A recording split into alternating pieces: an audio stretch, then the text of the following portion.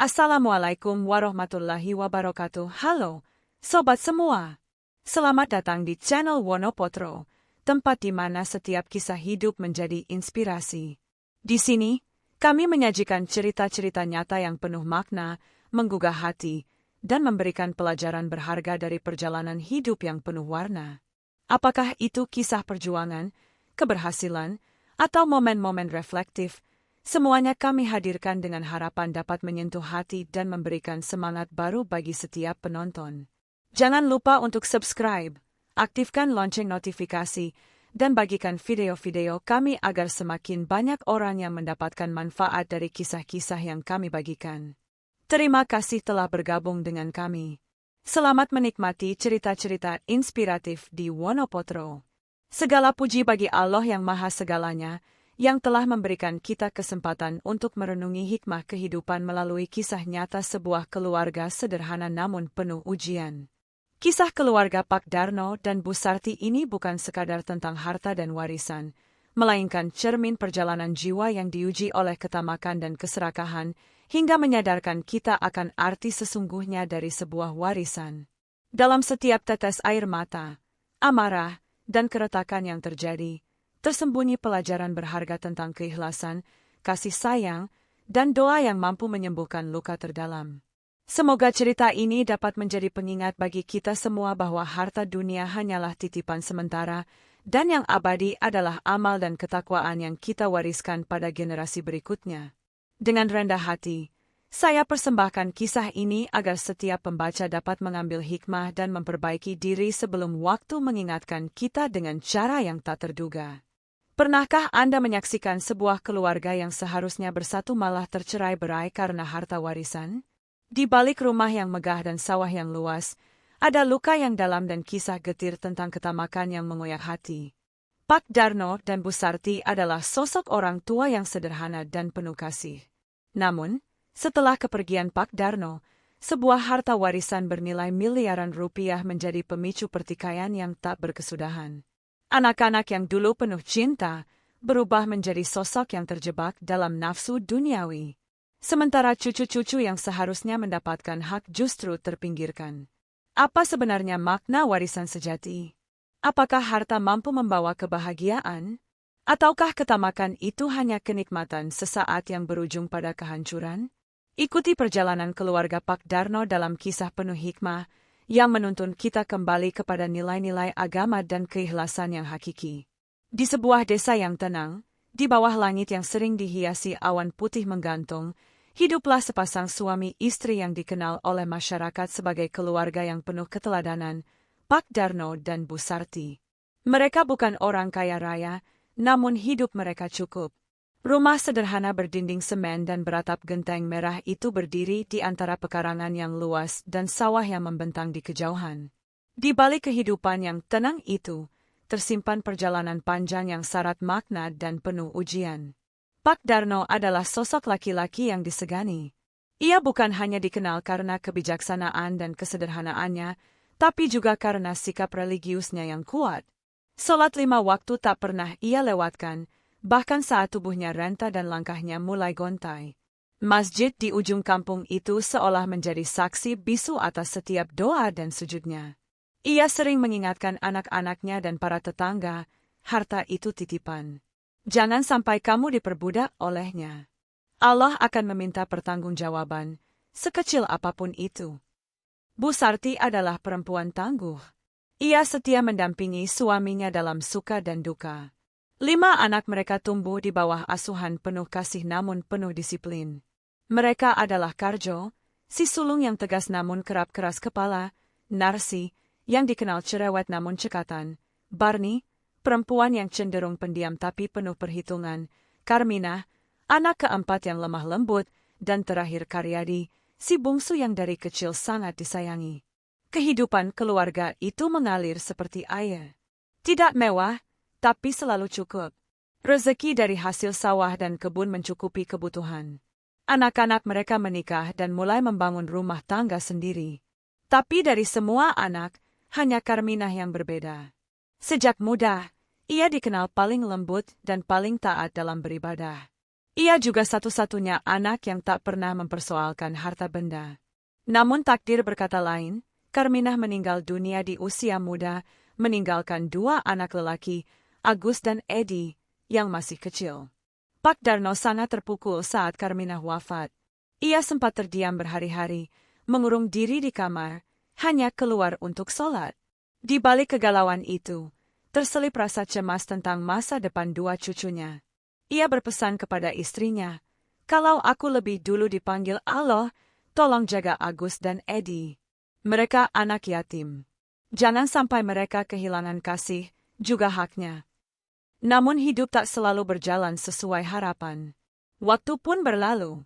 Pak Darno wafat dengan tenang setelah sakit yang tidak lama. Masyarakat berkumpul di rumah duka, mengenang jasa dan kebaikannya. Di sela-sela tangis kehilangan, pembicaraan tentang warisan mulai berembus di antara anak-anaknya. Mereka tahu, meski hidup sederhana, ayah mereka meninggalkan harta yang tidak sedikit, sebidang tanah pekarangan luas, rumah tua tapi kokoh, dan sawah seluas hampir 2 hektar yang selama ini digarap bersama. Bu Sarti, sebagai istri yang ditinggal, tahu bahwa tugasnya belum selesai. Ia harus menjalankan amanah suaminya, termasuk dalam pembagian warisan. Beberapa minggu setelah masa berkabung selesai, anak-anaknya berkumpul di rumah warisan itu. Di ruang tengah, di bawah lampu gantung yang mulai menguning, mereka duduk melingkar, membawa selembar demi selembar kertas catatan, sertifikat, dan kenangan masa kecil. "Mat, gimana pembagian warisan Bapak?" tanya Karjo sambil menyesap teh. Suaranya datar tapi tajam. Bu Sarti menghela napas panjang. "Bapakmu dulu sempat bilang, kalau sawah dibagi rata. Rumah dan pekarangan juga begitu. Tapi semua anak harus dapat, termasuk cucu dari Karminah." Tiba-tiba ruangan jadi hening. Narsi menoleh ke Barni, Barni melirik Karjo, dan Karyadi diam-diam menunduk. Tak ada yang langsung menyetujui. "Mat, maksudnya Agus dan Edi ikut dibagi?" tanya Narsi dengan nada keberatan. "Mereka anak Karminah. Dan Karminah anak kita juga." "Bukankah begitu?" jawab Bu Sarti. "Tenang." Tapi suara keberatan mulai terdengar.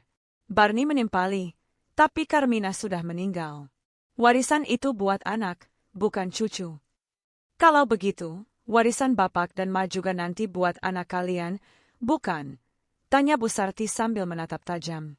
Karyadi, yang sedari tadi diam, akhirnya bicara, "Tapi secara adat, warisan untuk anak yang masih hidup."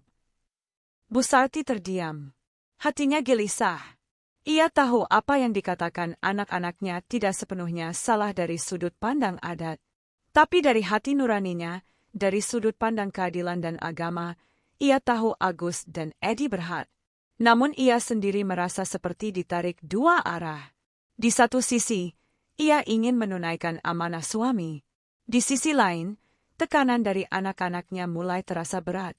Akhirnya, dengan suara bergetar, ia berkata, "Baiklah, kalau kalian sepakat, pembagian sesuai keinginan kalian. Mak hanya ingin keluarga ini tetap rukun." Dan begitulah, pembagian pun dilakukan tanpa memasukkan nama Agus dan Edi. Tidak ada bagian untuk anak dari Karminah.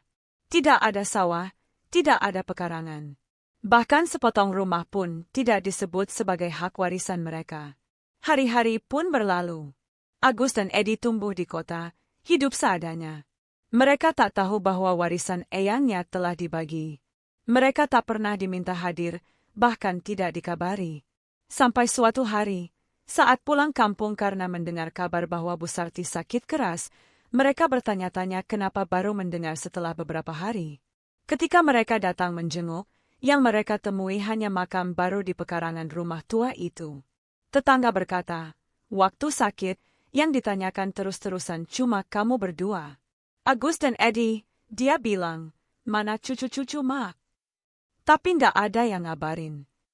Agus menggenggam tangan adiknya, Edi, yang matanya mulai berkaca-kaca. Di antara kepedihan, muncul satu kenyataan, kasih sayang tak selalu sejalan dengan keadilan. Dan kadang, dia menjadi pilihan paling pahit untuk menjaga silaturahmi. Namun takdir Allah tak pernah salah. Di balik semua ini, ada hikmah besar yang belum mereka pahami. Dan kelak, waktu akan membuktikan bahwa harta yang tidak disertai keberkahan hanya akan menjadi beban yang berat di dunia dan akhirat. Keluarga Darno istri Sarti mempunyai anak Karjo, Narsi, Barni, Karmina dan Karyadi. Pak Darno ini meninggalkan hasil gono gini bersama Bu Sarti yaitu rumah, pekarangan dan sawah. Kemudian harta warisan dibagi untuk anak-anaknya disaksikan Bu Sarti. Entah karena tekanan atau apa pada Bu Sarti atau anak-anak Bu Sarti yang tamak.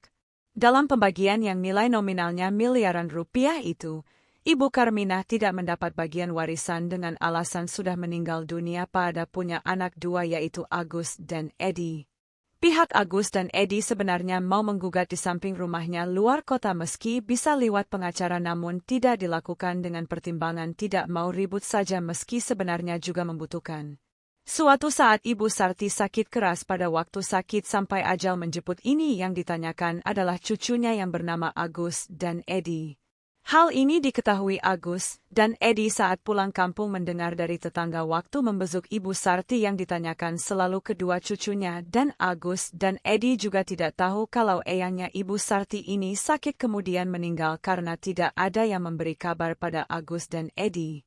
Hingga suatu hari terdengar kabar atau rumor akibat warisan ini berdampak pada orang-orang serakah warisan.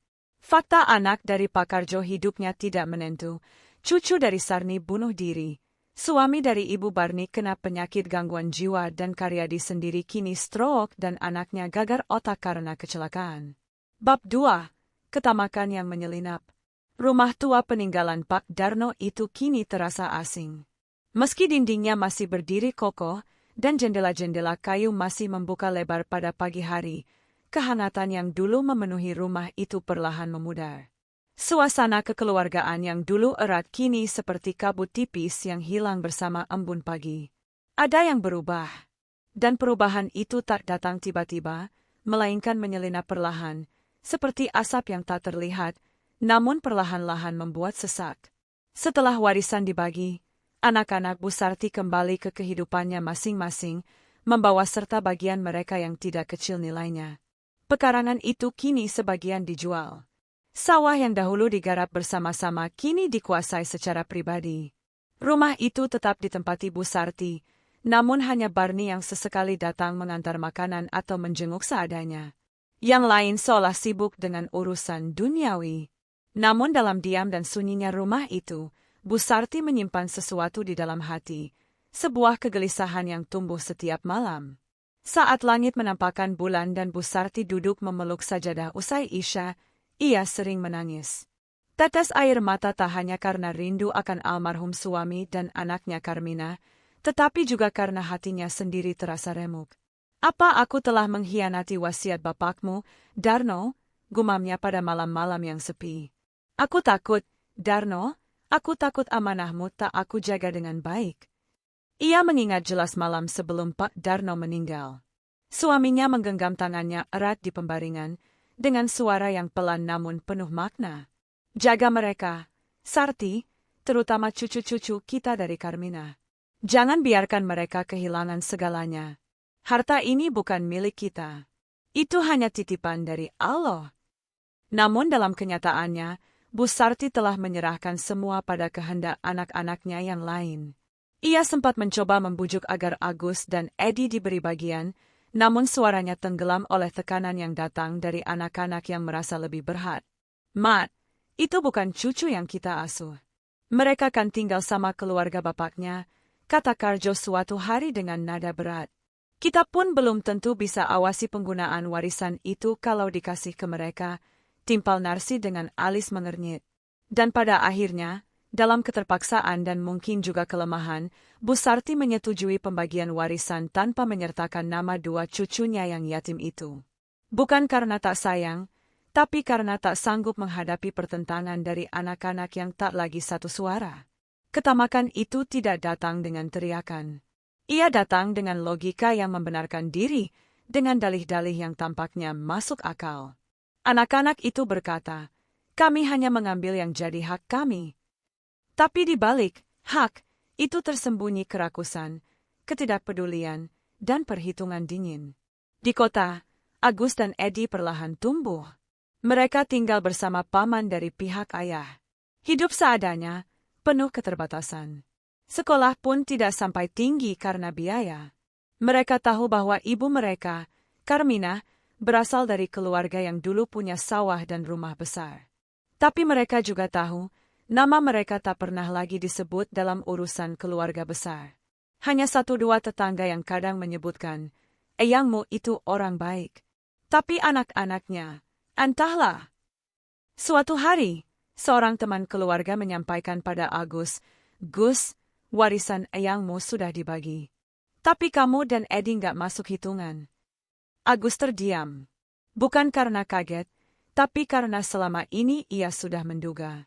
Ia hanya tak ingin percaya sepenuhnya. Ia teringat betul bagaimana ibunya dulu bercerita tentang masa kecilnya di rumah besar itu. Tentang sawah yang mereka tanami bersama ayahnya, tentang pohon mangga di pojok pekarangan, dan suara adzan dari surau kecil di belakang rumah. "Apa hak kami memang bukan hak?" tanya Edi suatu malam, menatap langit-langit kamar yang bocor. "Apa karena ibu meninggal duluan, kami jadi tak dianggap?" Agus menoleh, menatap adiknya. Wajah Edi kini mulai dewasa, namun matanya masih menyimpan luka dari masa lalu.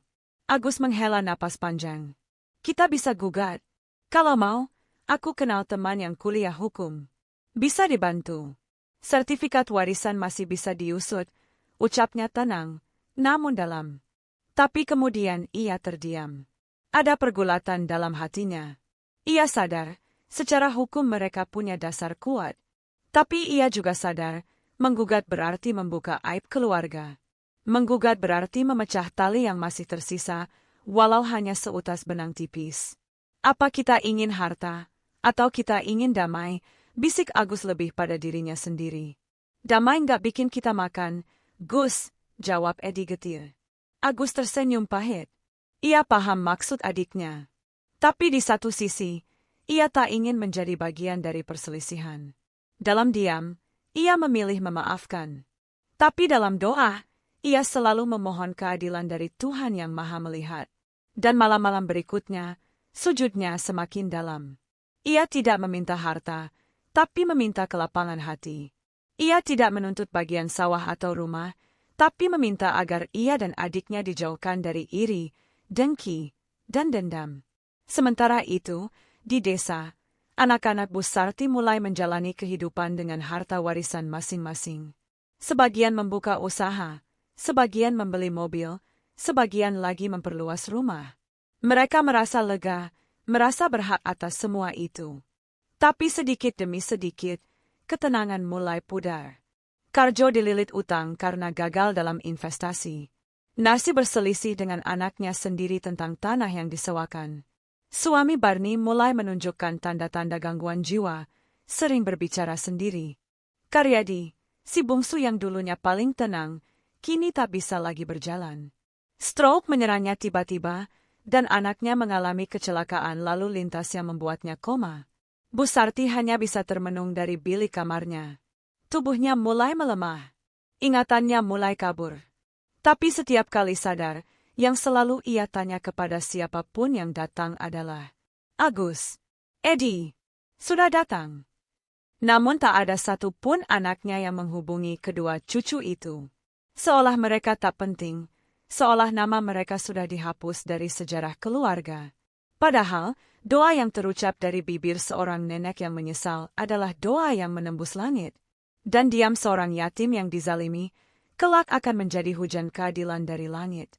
Hujan turun pelan di malam itu, membasahi tanah desa yang lama tak disentuh gerimis. Udara menjadi dingin dan sunyi, seolah bumi pun ingin bersujud lebih lama. Di dalam kamar sempit rumah tua itu, Bu Sarti terbaring lemah.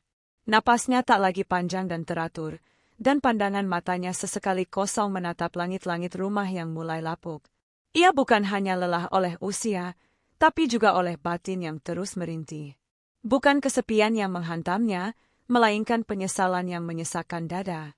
Hari-hari terakhirnya tak lagi dipenuhi senyum anak-anak atau canda cucu, melainkan bisikan lirih yang hanya didengar oleh dirinya sendiri dan langit yang maha luas.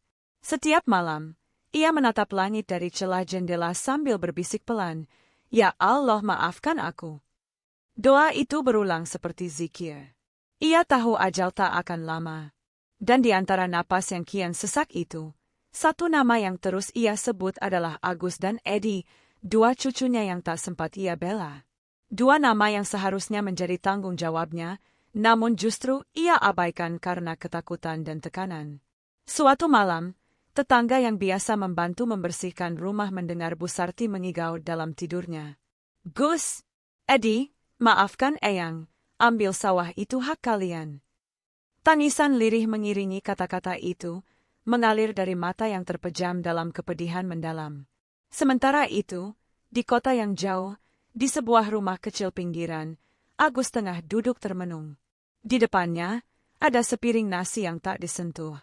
Ia merasa ada sesuatu yang mengganjal hatinya, seperti panggilan yang tak terucap namun begitu kuat. Di pojok ruang, Edi memutar radio kecil, dan terdengar ceramah ustaz tentang doa yang tertinggal. Ketika seseorang menyesal di ujung hidupnya dan tak sempat meminta maaf kepada orang yang ia zalimi, maka doa orang yang dizalimi menjadi cahaya bagi yang teraniaya dan azab bagi yang menzalimi. Kalimat itu menembus hati Agus seperti anak panah. Ia mematikan radio dan menatap adiknya. "Ed, kita pulang, ya," katanya lirih. "Pulang?" tanya Edi bingung. "Aku mimpi tadi malam. Eyang kita sakit. Dia panggil kita," jawab Agus pelan. Edi terdiam. Ia mengangguk tanpa banyak bicara. Mereka tak tahu kabar apapun dari desa.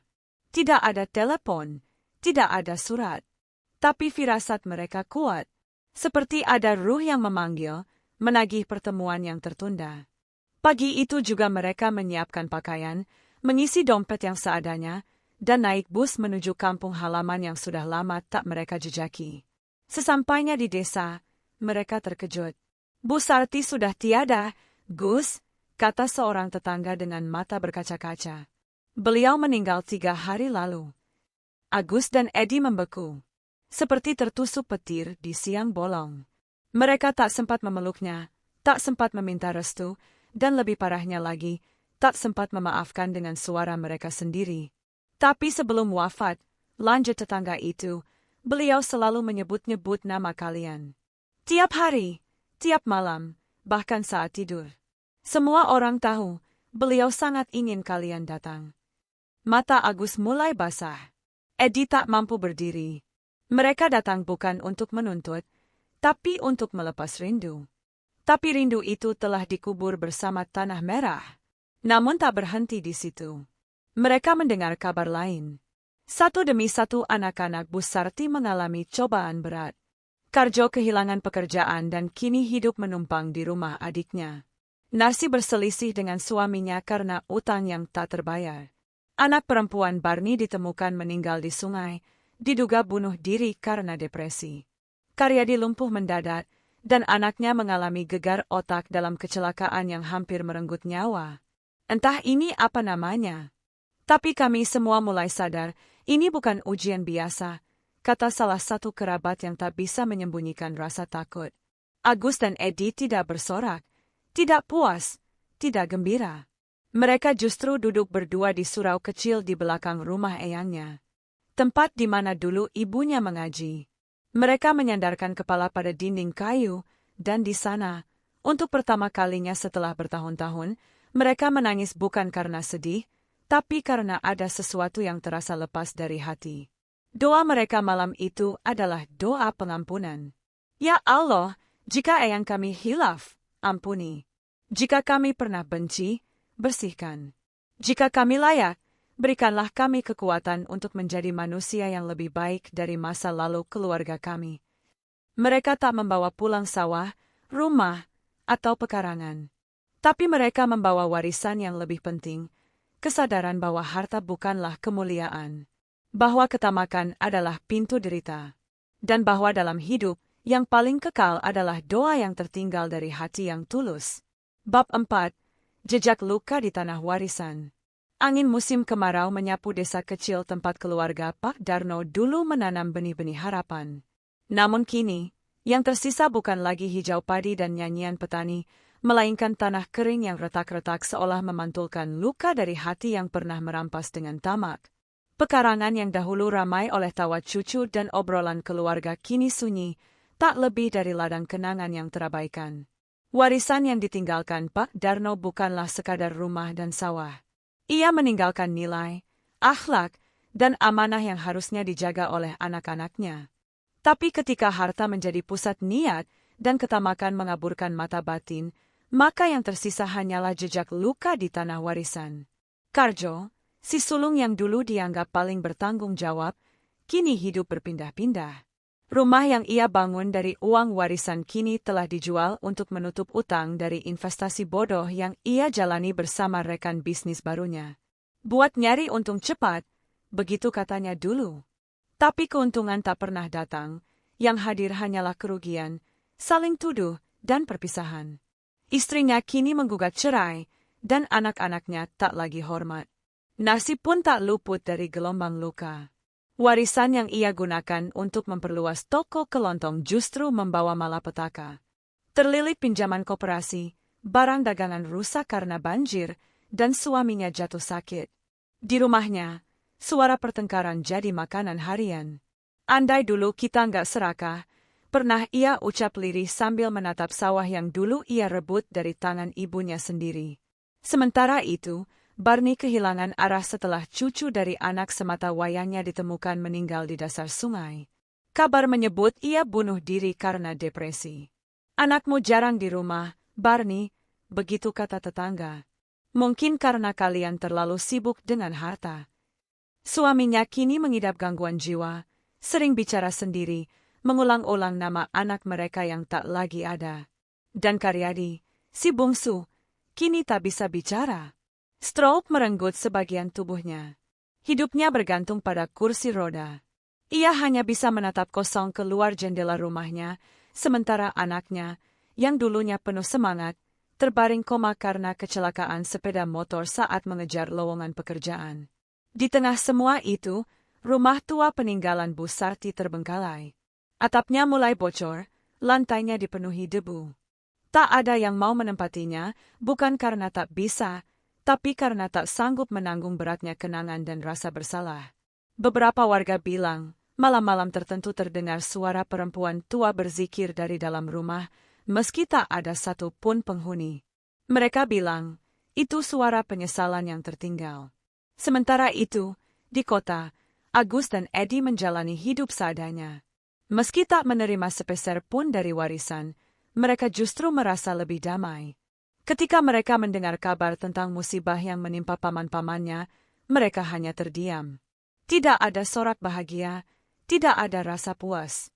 Yang ada hanyalah doa, agar Allah memperbaiki hati-hati yang pernah tertutup oleh tamak. Agus sering mengingat pesan ibunya, Karmina, sebelum wafat. Jangan pernah mencintai dunia melebihi akhirat. Dunia bisa membuatmu lupa, tapi akhirat akan membuatmu sadar. Dan benar, dunia itu fana. Harta bisa habis, rumah bisa runtuh, sawah bisa dijual, tapi warisan kebaikan dan kejujuran tetap hidup. Agus kini bekerja sebagai buruh gudang, dan Edi mulai membuka bengkel kecil di samping rumah kontrakan. Tak besar, tapi cukup. Mereka lebih memilih makan dari keringat sendiri daripada menyuap mulut dengan hasil warisan yang penuh tangis dan pengkhianatan. Di suatu sore, Agus dan Edi memutuskan kembali ke desa. Bukan untuk menuntut, tapi untuk menziarahi makam Bu Sarti dan Karmina. Mereka membawa bunga dan air doa. Dan di makam itu, di antara rintik hujan kecil, Agus berbisik, "Eyang, Ibu, kami tidak kaya, tapi kami bahagia. Kami tidak punya sawah, tapi kami punya iman. Kami tidak warisi harta, tapi semoga kami warisi akhlak kalian yang dulu pernah bersinar." Edi menyeka air mata. Ia menatap tanah warisan yang dulu diperebutkan. Di sanalah, sawah-sawah kini ditumbuhi ilalang. Pekarangan kosong. Rumah tua yang dulunya penuh kehangatan kini hanya dihuni kesunyian. "Tanah ini bukan lagi tanah warisan," kata Edi lirih. "Tapi tanah luka, yang mengingatkan bahwa ketamakan hanya meninggalkan kehamparan." Langit di atas desa seolah mendung. Tapi bukan karena hujan, melainkan karena langit pun bersedih. Bahwa di bumi ini, manusia sering lupa bahwa harta hanyalah titipan. Bahwa dunia hanyalah persinggahan. Dan bahwa ketamakan, seindah apapun bentuknya, hanya membawa kebinasaan. Waktu terus berjalan. Langit tetap menggantung di atas desa yang terluka itu, matahari masih terbit dan tenggelam, tapi suasana hati para pewaris harta Pak Darno tak lagi sama. Sejak kepergian Bu Sarti dan berbagai cobaan yang datang bertubi-tubi, rasa sunyi dan sesal mengendap dalam dada anak-anaknya. Mereka mulai bertanya pada diri sendiri, bukan tentang apa yang hilang dari tangan mereka, tetapi apa yang hilang dari hati mereka. Di sebuah pagi yang muram, Karjo duduk sendiri di beranda rumah kontrakan kecilnya, jauh lebih sempit dari rumah lamanya yang kini dijual. Rambutnya sudah penuh uban, wajahnya tampak lebih tua dari usia. Di pangkuannya, sebuah Al-Quran lusuh yang dulu hanya ia baca ketika kematian datang menghampiri tetangga. Tangannya gemetar saat membuka halaman demi halaman. Di sana ia temukan ayat yang selama ini tak pernah ia resapi. Dan janganlah kamu memakan harta anak yatim kecuali dengan cara yang lebih baik, menguntungkan, hingga dia dewasa. Ia menutup Al-Quran perlahan, matanya berkaca-kaca. Ya Allah, bisiknya, aku telah zalim. Entah kekuatan dari mana, sejak itu ia mulai rajin ke masjid. Bukan hanya untuk salat, tapi juga untuk mencari pengampunan. Ia tahu, dirinya telah merampas hak cucu dari saudara kandungnya. Karjo mulai menemui para tetangga, meminta maaf satu persatu, bahkan kepada mereka yang dulu ia anggap tak penting. Saya salah, katanya. Saya tidak membela hak anak yatim, bahkan saya ikut diam. Saya ikut menikmati. Tapi saya ingin berubah meski terlambat. Di sisi lain, Narsi yang semula keras hati mulai melembut. Setelah suaminya meninggal karena serangan jantung, ia menyadari betapa rapuh hidup ini. Di rumahnya yang kini sunyi, ia mengajari anak-anak mengaji, membuka pengajian kecil untuk ibu-ibu. Ia tak punya banyak, tapi ia belajar memberi. Dulu saya hitung-hitung harta warisan, sekarang saya hitung-hitung amal, gumamnya saat menyusun kitab-kitab kecil di rak sederhana. Suatu malam, dalam sujud panjangnya, ia menangis, "Ya Rob, ampuni aku yang dahulu lebih mencintai dunia daripada keadilan. Ampuni aku yang membiarkan ketamakan mengalahkan kasih sayang keluarga." Sedangkan Barni, yang kehilangan anak dan mendampingi suaminya yang sakit jiwa, merasa hidupnya hancur. Tapi dari kehancuran itu, ia mulai melihat ke dalam. Ia menziarahi makam anaknya setiap Jumat, membawa air bunga dan menyapu pusara dengan hati yang remuk. "Maafkan ibu, nak," ucapnya suatu hari, "ibu dulu terlalu sibuk menghitung jatah. Sementara kau hanya ingin kasih sayang." Di tengah semua luka itu, sebuah kejutan terjadi. Agus dan Edi, yang selama ini diam, datang kembali ke desa. Kali ini bukan sekadar menziarahi makam, tapi membawa sesuatu yang mengejutkan. Mereka berdua patungan membeli pupuk dan bibit padi, lalu menyewa pekerja desa untuk menghidupkan kembali sawah warisan yang terbengkalai. Bukan untuk milik mereka pribadi, tapi untuk wakaf atas nama almarhumah Karmina, ibu mereka yang haknya dulu terampas. "Sawah ini bukan lagi soal warisan," kata Agus saat ditanya. "Ini soal menebus luka yang ditinggalkan oleh ketamakan." Desa terdiam.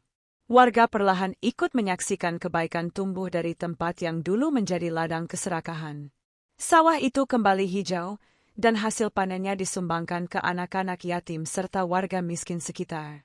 Masjid desa juga menerima sebagian untuk perbaikan atap dan program tahfiz anak-anak. Dari kejauhan, Karjo melihat itu semua dengan mata yang basah. "Agus, Edi, kalian cucu yang lebih paham agama daripada kami, anak-anak kandung Bu Sarti," gumamnya penuh sesal. Suatu hari, Karjo memberanikan diri mendatangi rumah kontrakan Agus.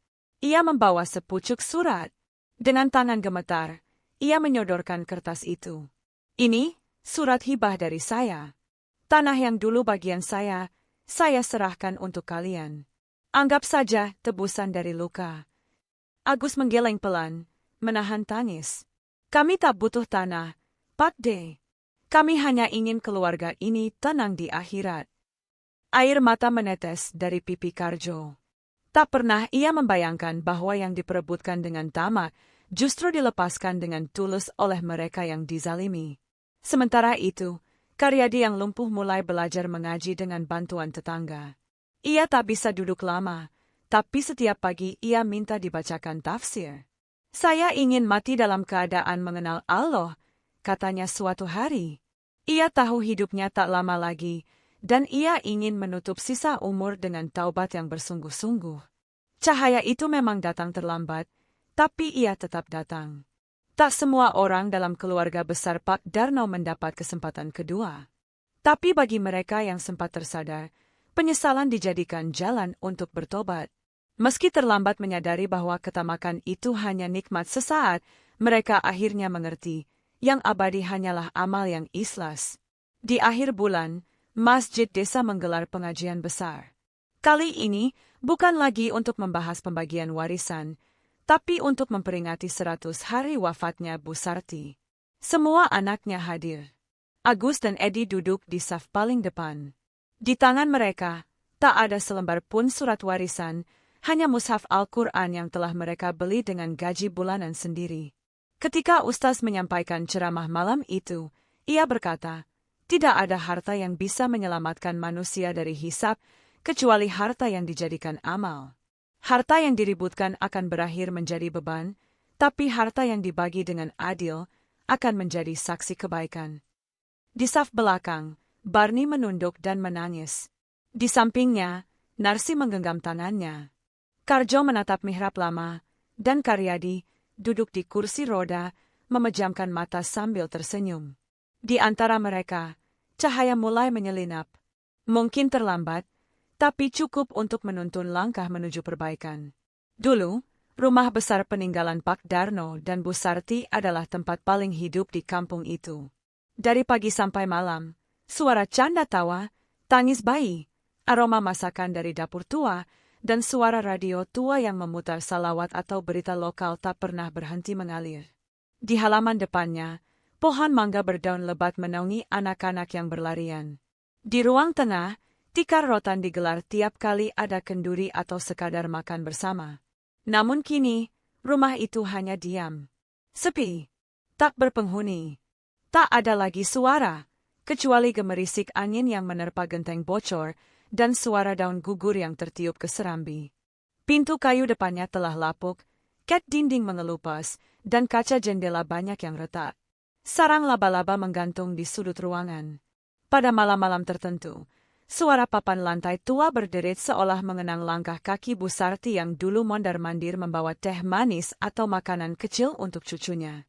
Rumah yang dulu menjadi simbol cinta keluarga kini tak lebih dari saksi bisu perebutan dunia yang membutakan mata dan hati. Warga desa hanya berani lewat cepat jika melintasi depan rumah itu. Beberapa menyebutnya rumah warisan, bukan lagi rumah Bu Sarti. Karena itulah warisan itu sekarang, bukan harta yang mendamaikan, melainkan lambang luka dan keserakahan yang tak pernah ditutup secara benar. Sebagian warga percaya, rumah itu angker. Namun bagi mereka yang tahu sejarahnya, bukan angker karena roh gentayangan, melainkan karena penyesalan yang menggantung di dinding-dindingnya. Pada suatu sore, Agus dan Edi kembali berdiri di halaman rumah itu. Mereka membawa sapu lidi, kain pel, dan kalengket. Bukan untuk merenovasi atau menempati, tapi sekadar membersihkan, memberi penghormatan kepada tempat yang dahulu dihuni oleh orang-orang yang mereka cintai. Masih ingat, Ted? Tanya Agus sambil menyeka keringat. Dulu kita sering tidur siang di bel bambu itu. Edi tersenyum lirih. Ingat, Gus, waktu itu kita rebutan sandal sama paman-paman. Mereka tertawa, kita ditertawakan. Tapi sekarang, semuanya berubah. Agus menatap bangunan tua itu dalam-dalam. Mereka mungkin lupa bahwa rumah ini bukan hanya bangunan. Ini adalah wadah cinta yang pernah dititipkan Allah. Tapi lihat apa yang kita lakukan, kita hancurkan dengan rakus. Hari itu mereka membersihkan seisi rumah, mengepel lantai, membuang sampah-sampah lama, dan bahkan menyalakan kembali lampu-lampu yang masih berfungsi. Dan ketika azan maghrib berkumandang, mereka duduk berdua di ruang tengah, tempat Bu Sarti dulu biasa menuntun mereka berdoa.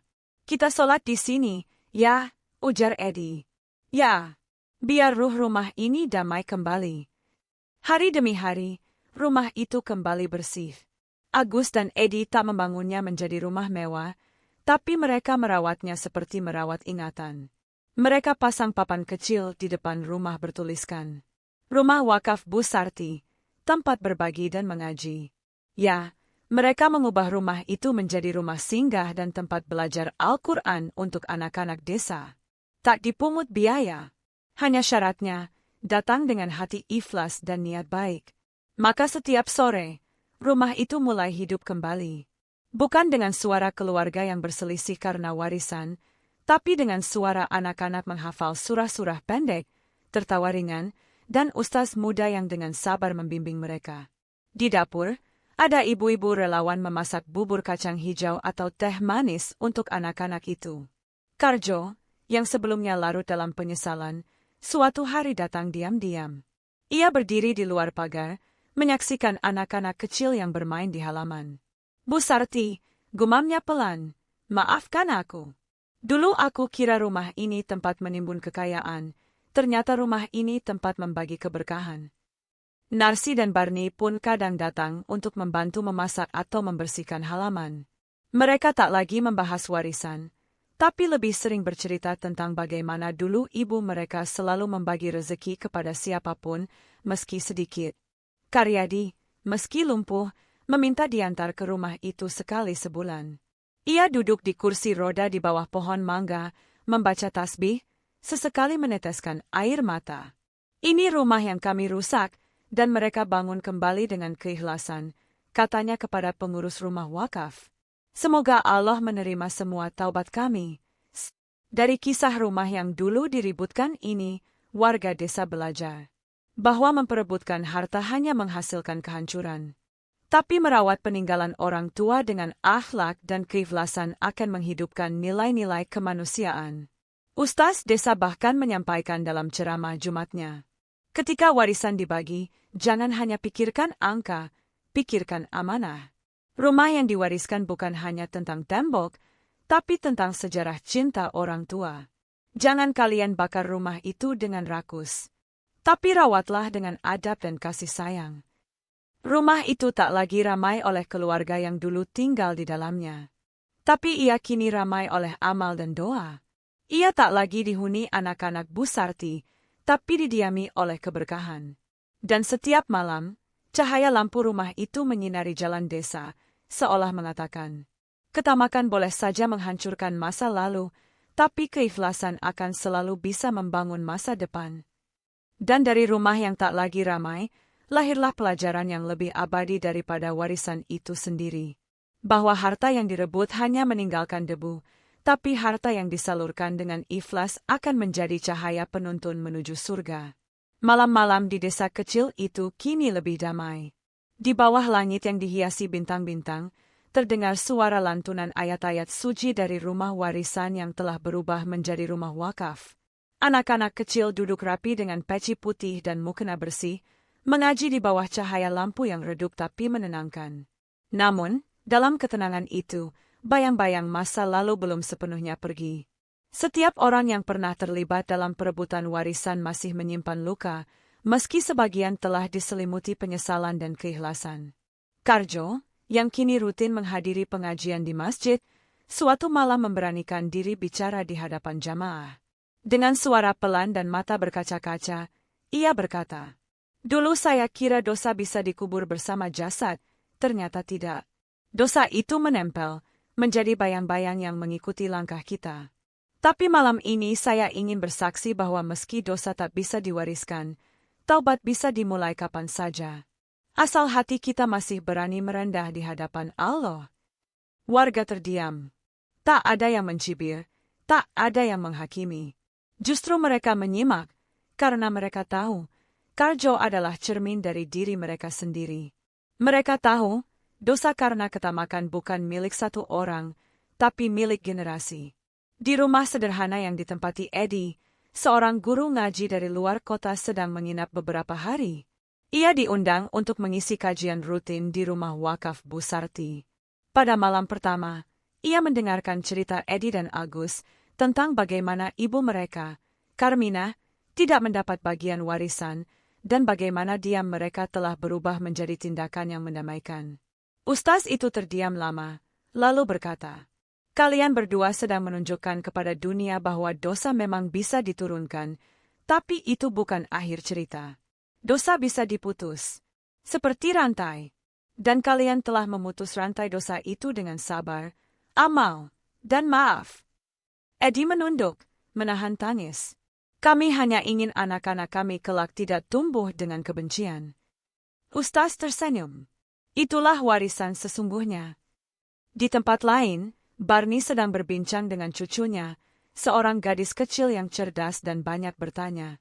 Sore itu mereka duduk di bawah pohon mangga depan rumah, sambil menikmati singkong goreng dan teh hangat.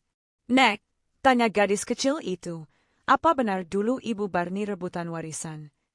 Pertanyaan itu menusuk, polos namun tajam. Barni terdiam, lalu mengelus kepala cucunya. "Iya, Nak. Dulu nenek salah. Dulu nenek lebih cinta harta daripada keadilan. Tapi sekarang, nenek ingin kamu belajar dari kesalahan nenek. Jangan pernah iri pada rezeki orang lain, dan jangan pernah rebut hak orang lain." Anak itu mengangguk. Dalam pikirannya, ia belum benar-benar mengerti. Tapi ia tahu satu hal, ada kejujuran dalam suara neneknya.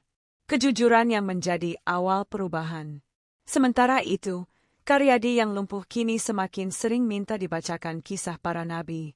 Ia meminta kepada tetangga mudanya, seorang santri bernama Rifki, agar tiap pekan datang dan membacakan kitab. Hari itu, Rifki membacakan kisah Nabi Sulaiman dan warisan kerajaannya yang penuh berkah karena dipakai untuk berdakwah. Karyadi meneteskan air mata.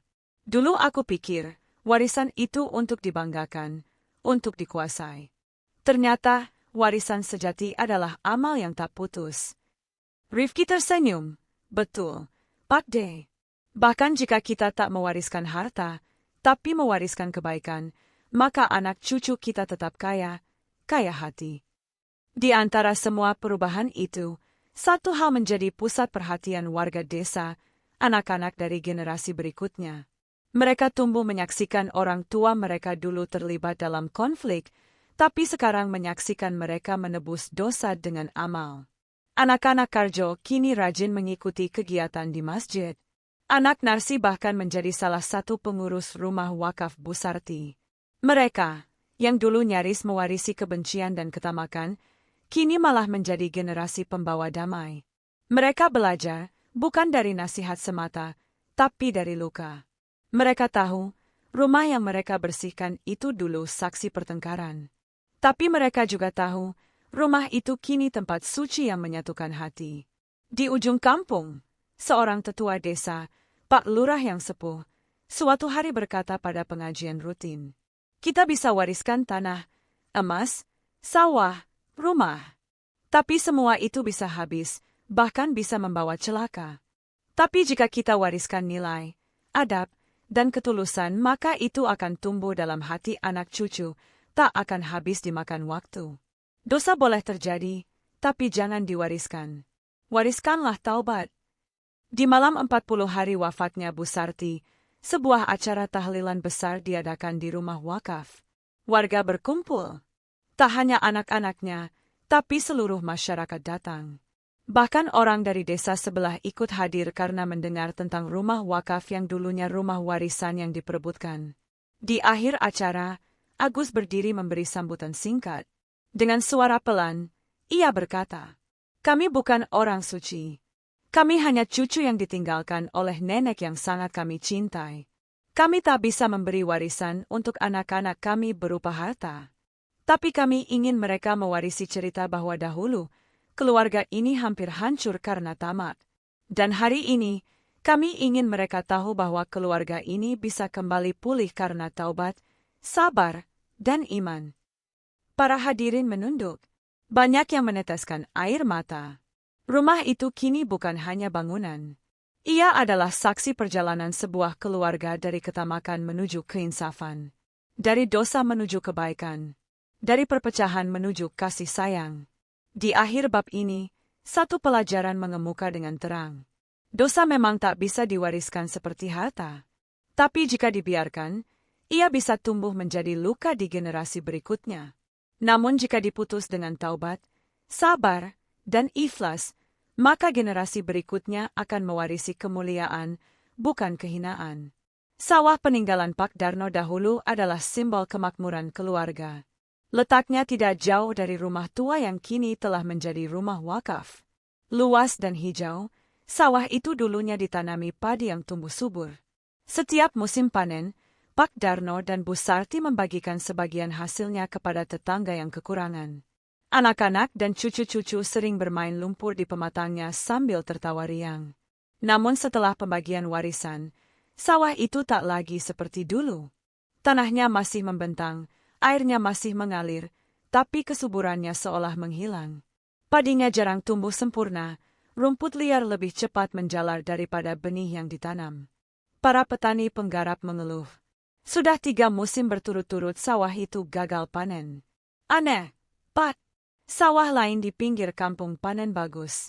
Tapi sawah warisan ini seperti dikutuk, kata salah satu buruh tani pada Karjo, pemilik sebagian besar sawah itu. Karjo hanya menatap kosong. Dalam hatinya, ada rasa bersalah yang perlahan muncul. Ia tahu, sawah itu dahulu dimiliki bersama. Tapi karena tekanan, desakan, dan bisikan ketamakan, ia mengambil bagian lebih banyak, termasuk bagian yang seharusnya menjadi hak anak-anak Karmina, keponakan sendiri, Agus dan Edi. Karyadi pun dulu menginginkan bagian sawah lebih besar karena merasa telah lama membantu Pak Darno menggarapnya. Narsi dan Barni juga saling berebut, menyewa pengacara untuk memastikan bagian mereka sah. Semua itu dulu dilakukan dalam kerahasiaan, tapi diketahui oleh satu pribadi yang tak pernah tidur, Allah Subhanahu wa Ta'ala. Dan kini, sawah itu menjadi saksi murka langit. Pada suatu siang, Agus berdiri di tepi sawah. Ia bukan pemilik sah menurut surat, tapi hatinya masih menyatu dengan tanah itu. Ia teringat masa kecil saat bersama ibunya, Karmina, menanam padi sambil menyanyikan lagu tradisional. Ibunya tak pernah meminta banyak. Yang penting cukup dan halal. Kini, ia hanya bisa memandangi ladang itu dengan mata berkaca-kaca. Tanah yang dulu menjadi alas sujud ayah dan ibunya kini jadi ladang perselisihan. Seorang petani tua, Pak Men, datang menghampiri. Ia adalah orang yang dulu pernah diajak Pak Darno menggarap sawah. Gus, tanah ini bukan hanya butuh air dan pupuk, tapi butuh kejujuran, katanya. Agus terkejut. Maksud Pak Men? Pak Men menatap tanah itu. Dulu, setiap panen, Pak Darno selalu keluarkan zakat padi. Selalu ada bagian untuk orang miskin. Tapi sekarang, panennya rebutan, zakatnya hilang, niatnya pun rusak. Maka tak heran tanah ini menolak tumbuh. Kalimat itu menancap dalam dada Agus. Ia mengangguk pelan, kemudian berlutut di tanah yang retak. Dengan air mata yang menetes ke tanah, ia berbisik, "Ya Allah, meski sawah ini bukan milikku secara hukum, izinkan aku memohonkan ampun untuk ketamakan yang pernah terjadi di sini. Bersihkan tanah ini dengan tobat kami, dan tumbuhkanlah kembali keberkahan MU." Hari-hari berlalu. Agus dan Edi mulai menggerakkan program pertanian syariah di desa. Mereka tidak memiliki surat tanah, tapi mereka mendapat izin dari Barni untuk menggarap sebagian sawah. Bukan untuk keuntungan pribadi, tapi untuk program pangan bagi anak-anak penghafal Al-Quran di rumah wakaf. Sawah itu kini ditanami kembali. Tapi kali ini, dengan doa dan niat. Setiap pagi, mereka membaca Al-Fatihah di tepi sawah sebelum mulai menanam. Setiap sore, air wudhu mereka mengalir bersamaan dengan aliran irigasi. Dan untuk pertama kalinya dalam 4 musim, tunas padi tumbuh hijau segar. Para tetangga terkejut. "Kenapa bisa subur sekarang?" tanya mereka. Agus menjawab dengan tenang, "Karena niat kami bukan lagi menimbun, tapi memberi. Karena padi akan tumbuh bukan hanya oleh air dan pupuk, tapi juga oleh kejujuran dan sedekah.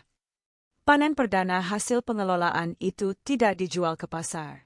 Seluruh hasilnya dibagikan ke rumah-rumah fakir miskin dan janda tua di kampung. Sebagian digunakan untuk makan santri di rumah wakaf. Dan saat itu, sawah itu tidak hanya menumbuhkan padi, tapi juga menumbuhkan harapan. Ia tak lagi menjadi ladang perebutan, tapi ladang amal. Karjo, yang melihat semua itu dari kejauhan, tak kuasa menahan air mata. Ia mendatangi Agus dan Edi pada suatu sore, di tepi sawah. "Gus, Edi, kalian ingin ambil kembali hak kalian?" tanyanya. Agus menggeleng. "Kami sudah punya cukup. Yang kami mau hanya satu, sawah ini menjadi ladang berkah." Karjo mencium tangan kedua keponakannya. "Maafkan Paman. Andai dulu kami tidak tamak, semua ini tak akan rusak." Edi merangkul pamannya. "Yang penting sekarang kita bangun kembali, Pak De. Allah Maha memaafkan, asal kita benar-benar bertaubat." Dari kejadian sawah ini, seluruh warga desa sadar satu hal, bahwa tanah pun bisa menolak tumbuh jika ditaburi dengan niat yang salah. Tapi ketika tanah disentuh dengan keikhlasan, ia akan melahirkan kehidupan baru yang lebih suci. Sawah itu kini diberi nama oleh warga Ladang Barokah Bu Sarti. Papan kecil di pintu pematangnya bertuliskan, "Bukan ladang harta, tapi ladang amal. Bukan untuk disimpan, tapi untuk dibagikan." Dan dari sana, anak-anak di desa belajar satu pelajaran besar. Bahwa warisan tak hanya berupa sawah dan tanah, tapi juga bagaimana kita memperlakukan tanah itu. Tanah yang ditaburi keserakahan akan gersang, tapi tanah yang disirami sedekah akan menghidupkan banyak jiwa. Bab 9. Harta yang menghukum. Waktu berjalan, namun dampak dari ketamakan warisan Pak Darno belum juga surut. Sebagian anak-anak Bu Sarti mulai merasakan getirnya hidup. Mereka yang dahulu merasa beruntung karena mendapatkan bagian terbesar, kini justru bergumul dengan masalah yang tak kunjung selesai. Karjo, sang anak sulung, awalnya merasa paling berhak. Sebagai anak tertua, ia merasa telah banyak berjasa membantu ayahnya membangun rumah, memperluas sawah, dan mengurus keluarga. Saat warisan dibagikan, ia mendapatkan porsi paling besar, atas desakannya sendiri. Namun beberapa tahun setelah pembagian warisan, usaha mebel miliknya bangkrut. Pelanggan sepi, kayu mahal, pekerja satu persatu pergi. Anak bungsunya terlibat kasus narkoba dan kini mendekam di penjara. Rumahnya dijual setengah harga, dan kini Karjo tinggal menumpang di rumah anak tertuanya yang hidup pas-pasan. Dalam diam, Karjo mulai merenung, apakah ini akibat ketamakan dulu? Apakah aku telah mengambil hak yang bukan milikku? Narsi, si anak kedua, dulu mendapat sebidang tanah strategis di pinggir jalan. Ia menjualnya dan membuka toko sembako besar-besaran. Namun rezekinya tak lama bertahan. Persaingan dengan toko modern membuatnya gulung tikar. Ia terlilit utang bank, dan suaminya jatuh sakit karena tekanan pikiran. Parahnya, anak perempuan Narsi yang masih SMA ditemukan mencoba bunuh diri karena tekanan mental. Ia depresi karena melihat pertengkaran orang tuanya tiap hari. Dunia Narsi runtuh dalam senyap. Di hadapan banyak orang, ia masih tampak tegar. Tapi di sajadahnya, ia menangis, bertanya-tanya, "Kenapa hidupku jadi begini? Padahal dulu aku hanya mengambil apa yang diberikan." Namun hatinya tahu, ada bagian warisan yang seharusnya dibagi lebih adil.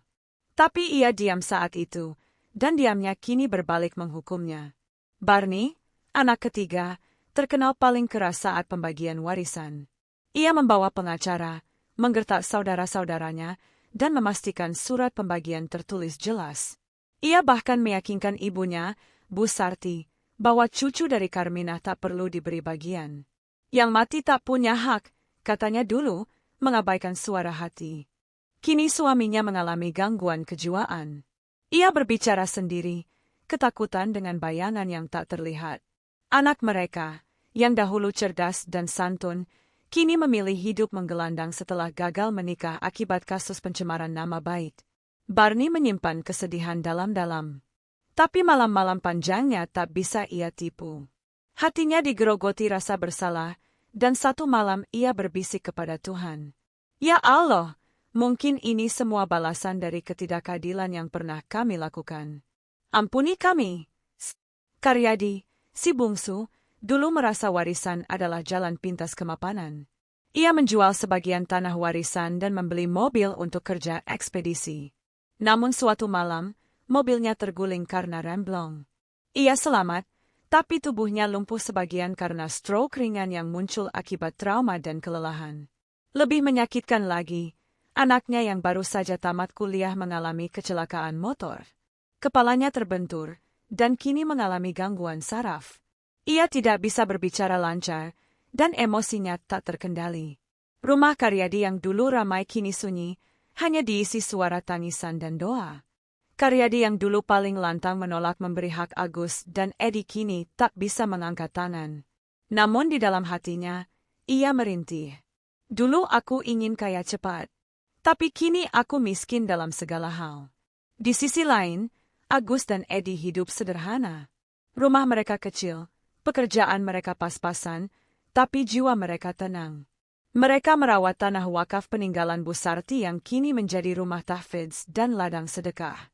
Mereka mengajar anak-anak mengaji, menanam sayur-sayuran, dan sesekali mendistribusikan hasil tani untuk kaum duafa. Satu hari, seorang ustadz yang pernah menjadi teman dekat almarhum Pak Darno datang berkunjung. Agus, Edi, harta itu bisa jadi ujian, bisa jadi hukuman. Tapi ketika harta kita pakai untuk kebaikan, ia menjadi jalan menuju surga. Kalian mewarisi bukan harta, tapi doa. Dan itu lebih berharga. Agus tersenyum. Kami hanya ingin menjadi cucu yang menebus doa nenek kami. Biar kami tak banyak punya, asal hidup kami tenang dan bermanfaat. Dan benar, doa Bu Sarti, yang dulu tak sempat disampaikan secara utuh, kini tumbuh dalam kehidupan Agus dan Edi. Ia tak mewariskan emas atau surat berharga kepada mereka, tapi ia meninggalkan cinta dan kerinduan yang menyentuh langit. Dan langit pun membalasnya dengan ketenangan dan berkah. Sementara mereka yang dulu tamak kini dibalas bukan dengan kehilangan harta, tapi kehilangan rasa. Karena sejatinya, ketamakan itu enaknya sesaat, tapi getirnya seumur hidup. Dan ketika harta yang diperoleh dengan zalim itu tak memberi keberkahan, justru ia menjadi penjara jiwa dan penyakit yang menyusup dalam rumah. Sebuah catatan ditemukan di belakang mushaf tua milik Bu Sarti. Ditulis dengan tinta samar. Jika hartamu membuatmu jauh dari Allah, maka sesungguhnya hartamu bukan berkah, melainkan beban. Jika warisanmu menumbuhkan pertikaian, maka lebih baik tidak kau warisi apa-apa, asal kau warisi doa orang tuamu. Di balik segala harta yang diperebutkan, di antara air mata dan luka yang tergores dalam keluarga Pak Darno, satu pelajaran agung mulai tersingkap perlahan, bahwa warisan sesungguhnya bukanlah rumah, sawah, atau lembaran surat-surat bernilai miliaran rupiah. Warisan itu adalah nilai-nilai, doa, dan keikhlasan yang mampu menuntun setiap langkah dalam kehidupan. Suatu malam yang hening, Bu Sarti yang sudah tiada, kiranya menyaksikan dari sisinya. Meski jasadnya telah tiada, doa-doanya tetap mengalir seperti sungai yang tak pernah kering, mengaliri jiwa setiap anak dan cucunya. Agus dan Edi, cucu yang dulu terpinggirkan, kini menjadi penggerak perubahan di kampung. Mereka tak hanya mengelola ladang yang diberkati, tapi juga menyebarkan kebaikan dan mengingatkan tentang makna sesungguhnya dari sebuah warisan. Sementara itu, Karjo, Narsi, Barni, dan Karyadi mulai menyadari betapa sia-sianya perebutan harta yang dilakukan tanpa rasa keadilan dan kasih sayang. Karjo yang dulu sombong kini mulai merangkak bangkit dengan bantuan doa dan dukungan dari orang-orang yang ikhlas. Ia mulai membuka hati, menerima kesalahan, dan berusaha memperbaiki hubungan dengan keluarga. Narsi yang putrinya hampir terjerumus dalam kegelapan, kini lebih sering berzikir dan menuntun putrinya kembali ke jalan yang lurus. Ia memahami bahwa ketenangan jiwa lebih berharga daripada harta melimpah yang berujung nestapa. Barni, yang dulu keras kepala, akhirnya merasakan bahwa kesehatan jiwa dan raga adalah anugerah terbesar dari Allah. Ia mulai rajin mengikuti pengajian dan terapi kejiwaan, berusaha menyembuhkan luka batinnya. Karyadi, yang lumpuh dan terpukul oleh musibah, menemukan ketenangan dalam berserah diri dan menjalani hidup dengan sabar. Anak yang mengalami gangguan saraf pun perlahan membaik berkat doa dan kasih sayang yang tak pernah putus. Malam itu, dalam keheningan rumah lama peninggalan Pak Darno, semua anak dan cucu berkumpul. Mereka duduk melingkar, saling berbagi cerita, mengurai luka, dan saling memaafkan. Agus membuka pembicaraan. Kita mungkin tidak lagi bisa membagi warisan itu secara fisik, tapi kita bisa membagi warisan hati. Warisan untuk saling mencintai dan menjaga silaturahmi. Edi menambahkan, kita harus melepaskan dendam dan amarah, karena hanya dengan hati yang lapang kita bisa mendapat berkah dari Allah. Bu Sarti yang dulu selalu mengingatkan tentang nilai kejujuran dan kasih sayang, kini terasa hadir dalam doa-doa mereka.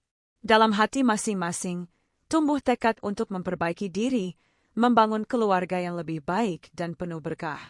Mereka pun bersepakat untuk mewujudkan sebuah ladang amal keluarga. Sebuah yayasan kecil yang akan mengelola sisa warisan secara transparan, membantu fakir miskin, anak yatim, dan siapa saja yang membutuhkan. Ini adalah warisan terbaik yang bisa kita beri untuk Pak Darno dan Bu Sarti, ujar Karjo dengan suara bergetar. Dan warisan terbaik itu adalah ikhlas dan doa yang mengalir tanpa henti, tambah Narsi dengan mata berkaca-kaca. Allah telah mengingatkan mereka bahwa dunia ini sementara dan segala sesuatu akan kembali kepadanya. Harta yang diperoleh dengan ketamakan dan salim hanyalah fata morgana. Namun harta yang disalurkan dengan ikhlas akan menjadi amal jariah yang mengalir pahalanya sampai ke akhirat. Kisah keluarga Pak Darno menjadi cermin bagi banyak orang bahwa ketamakan itu enaknya memang sesaat, tetapi getirnya mengiringi sepanjang hayat. Akhirnya, mereka semua mengerti bahwa dalam setiap ujian dan luka, tersembunyi hikmah Allah yang tak tergantikan.